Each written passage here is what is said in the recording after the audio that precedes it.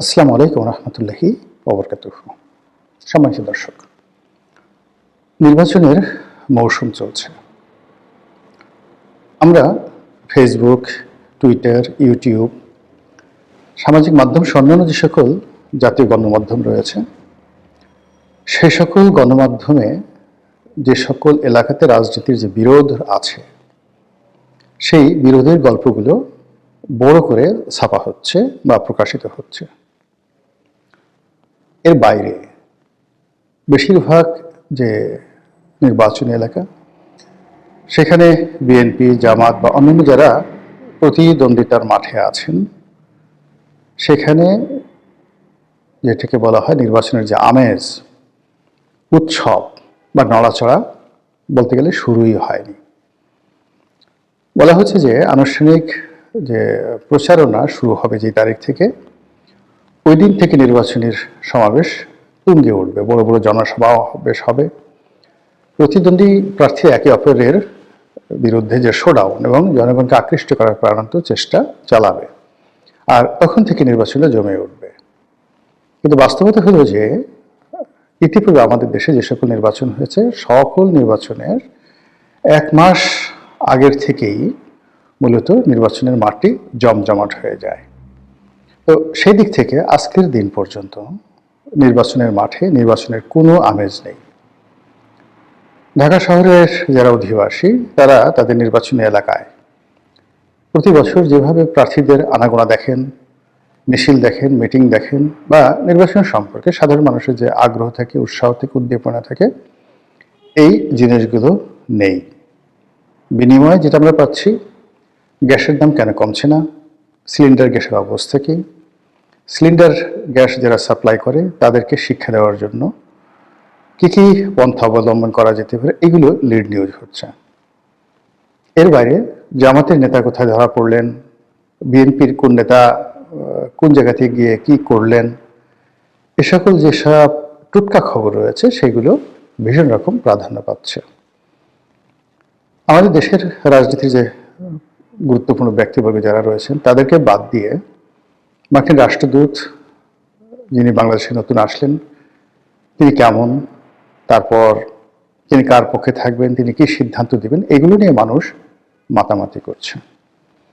তো এই যে একটা দৃশ্যমান যে জিনিসগুলো আমরা দেখছি, সেই দৃশ্যমান বিষয়বস্তুর মধ্যে রাজনীতির, নির্বাচনের, ভালো একটি নির্বাচনের এবং ভোট প্রদানের যে একটি স্বতঃস্ফূর্ত অবস্থা ফুটে ওঠে, তার কিয়দাংশ, একেবারে অল্প অংশ আমরা দেখতে পাচ্ছি না।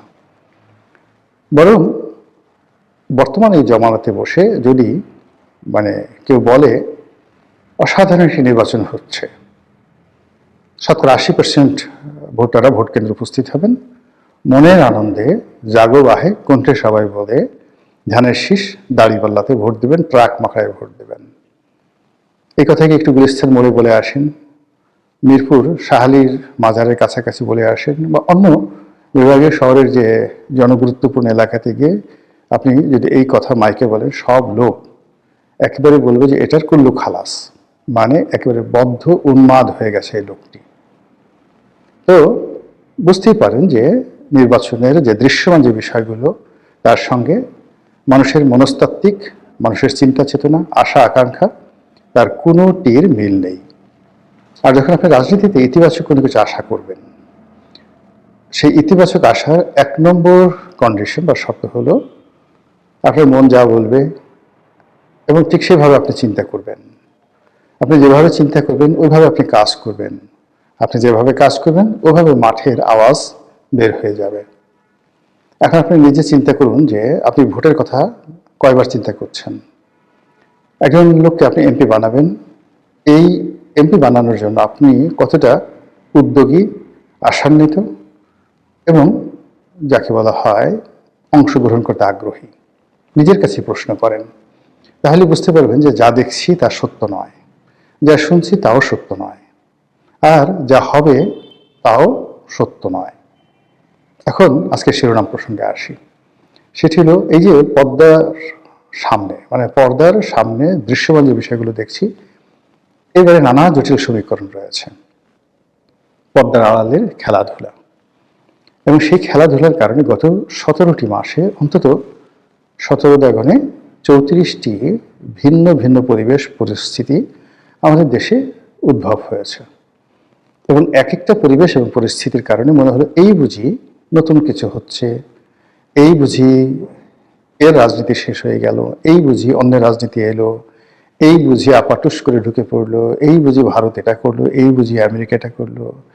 তারপর সেন্ট মার্টিন থাকবে কি থাকবে না, মায়ানমারে করিডোর দেবো কি দেবো না, মায়ানমারের সঙ্গে যুদ্ধ হবে কি হবে না, তারপরে আমরা যুদ্ধ বিমান কিনবো কি কিনবো না, আমেরিকা থেকে কিনবো না, ফ্রান্স থেকে কিনবো না, তুরস্ক থেকে কিনবো, বাংলাদেশে কারা কারা আছে দালাল, আইএসের দালাল কারা, ভারতের দালাল কারা, আমেরিকার দালাল কারা, তুরস্কের দালাল কারা। 17 মাস ধরে আমরা যে তর্ক বিতর্ক করছিলাম এবং 34 রকম পরিবেশ পরিস্থিতি আমরা তৈরি করেছিলাম, তা জনাব তারেক রহমান সাহেবের দেশে আসার সঙ্গে সঙ্গে একেবারে মাটি চাপা পড়ে গেছে। আমি তখন বলেছিলাম যে বাঙালির যে আবেগ এটি 48 ঘন্টার বেশি থাকে না। বিশ্বাস যদি না হয় এখন তারেক রহমান সাহেবের বাসার সামনে গিয়ে দেখে আসেন, আর উনি যে অফিসে বসেন সে অফিসে কজন লোক গেটের বাইরে দাঁড়িয়ে আছে, কজন লোক ভিতরে যাচ্ছে, কারা যাচ্ছে কারা আসছে, এটুকু শুধু দেখে আসেন, তাহলে আপনি বুঝতে পারবেন যে এই আবেগপ্রবণ বাঙালি আসলে কি করে। কিংবা এখন যে আপনি শহীদ ওসমান হাদির পরিবারের খোঁজ নেন, তাদের বক্তব্য শুনেন, তার কবরের কাছে যান, বেগম জিয়ার কবরের কাছে যান, তারপরে সংসদ ভবনের সামনে দিয়ে একটু ঘুরে আসেন, তাহলে আপনি বুঝতে পারবেন যে আবেগ এবং বাস্তবতার মধ্যে কতটা পার্থক্য রয়েছে। তো যেটা বলছিলাম যে আমাদের এই পর্দার সামনে যে সকল রাজনীতির খেলাধুলা হয় আর পর্দার আড়ালে যে সকল খেলাধুলা হয়, শেষ পর্যন্ত গত 17 মাসে আমরা যেটা দেখেছি, পর্দার আড়ালের খেলাগুলো জয়ী হয়ে যায়। বিএনপির মতো একটা বড় দলকে নাস্তানাবুদ করার জন্য, বিপর্যস্ত করার জন্য, পরাজিত করার জন্য যে শক্তিগুলো পর্দার আড়ালে খেলছে দেশের ভিতরে এবং দেশের বাইরে, তাদের সেই খেলাধুলার কারণে বিএনপি রাজনীতির ময়দানে ক্রমশ একা হতে হতে এখন একেবারে রীতিমতো তানহাই নিঃসঙ্গ হয়ে পড়েছে। বিএনপির যে সকল পলিটিক্যাল বন্ধুবান্ধব আছে তারা বাংলাদেশের রাজনীতিতে অনেকেই, দেখা গেল কেউ আওয়ামী লীগের এজেন্ট, কেউ জামাতের এজেন্ট, জামাত তাদেরকে লালন পালন করেছে, B team C team D team বানিয়েছে, গুপ্ত শক্তি বানিয়েছে, বিএনপির মধ্যে ঢুকিয়ে দিয়েছে। এরকম অসংখ্য লোক যাদের কারণে বিএনপির মধ্যে অভ্যন্তরীণ দ্বন্দ্ব এবং সংঘাত চরম আকার ধারণ করেছে। এমনকি একেবারে ঘোরতর বিএনপি করেন, কিন্তু তার আসলে মনোনয়ন পাওয়ার কোনো যোগ্যতা ছিল না, কিন্তু মনোনয়ন দেওয়া হয়েছে তাকে। আর অন্যদিকে যে ভদ্রলোকের বা যে ভদ্রমহিলার মনোনয়ন পাওয়ার কথা ছিল সে মনোনয়ন পায়নি। তো যে মনোনয়ন পেয়েছে বলা হয়ে থাকে তাদের অনেকের সঙ্গে হয়তো জামাতের আন্ডার টেবিল একটা সম্পর্ক রয়ে গেছে। এর মধ্যে বিএনপির যে গত 15 বা 20 বছরের যে লড়াই সংগ্রামের মাঠে যারা বীর পুরুষ ছিলেন বা বীর রমণী ছিলেন, দেখলাম যে এইবারের যে নমিনেশন থেকে শুরু করে রাজনীতির যে মেরুকরণ, তারা সবাই একে একে ঝরে পড়েছেন।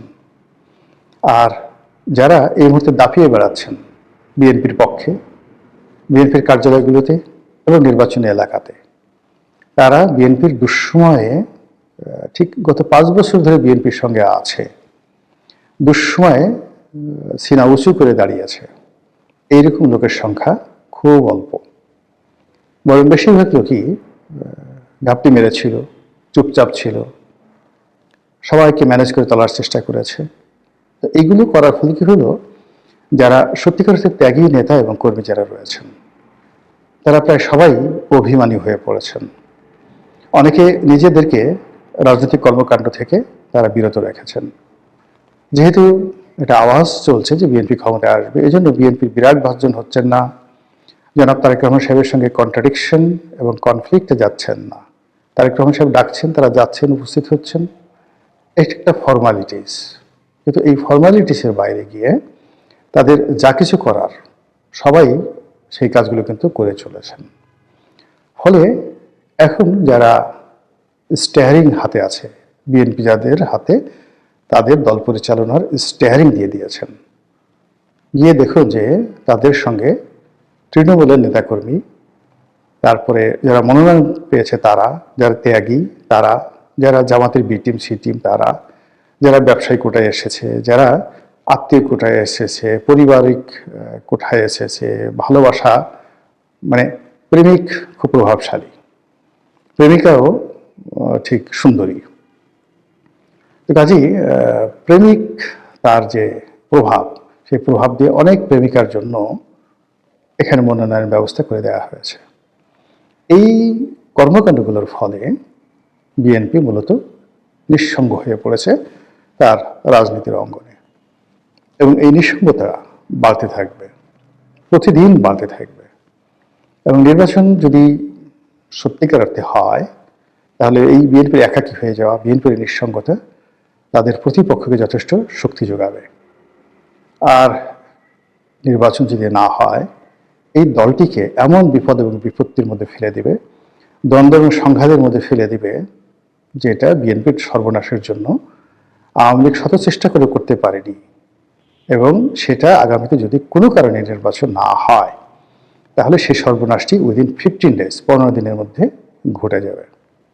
এর বাইরে ধরুন নির্বাচন হলো, তারপরে যেভাবে আশা করা হচ্ছে সেভাবে একটা ফলাফল হলো, কিন্তু সরকার পরিচালনা করতে গিয়ে বিএনপি কি সেই যে জাস্টিস সাত্তারের যে জমানা, সেই জমানার মতো বিপদে পড়বে, নাকি 91 সনের মতো তারা সফল হবেন? সত্যিকার অর্থে 91 সনে তারা একটা ভালো সরকার চালিয়েছিল, সেরকম সফল হবেন আশাবাদ ব্যক্ত করতে পারেন, তারেক রহমান সাহেবের উপর ভরসা রাখতে পারেন, আস্থা রাখতে পারেন। কিন্তু যদি আপনি রাজনীতির যে সূত্রগুলো আছে সেই সূত্রগুলো নিয়ে নাড়াচাড়া করেন, তাহলে আপনি দেখবেন যে নিঃসঙ্গ এবং একাকী হয়ে যাওয়া, এই দুটো লক্ষণ নিয়ে রাজনীতির ময়দানে কেউ কখনো কোনো কালে ভালো করতে পারেনি। মহান আল্লাহ সবাইকে হেদায়েত দান করুন এবং হেফাজত করুন। আসসালামু আলাইকুম রহমতুল্লাহি ওয়া বারাকাতুহু।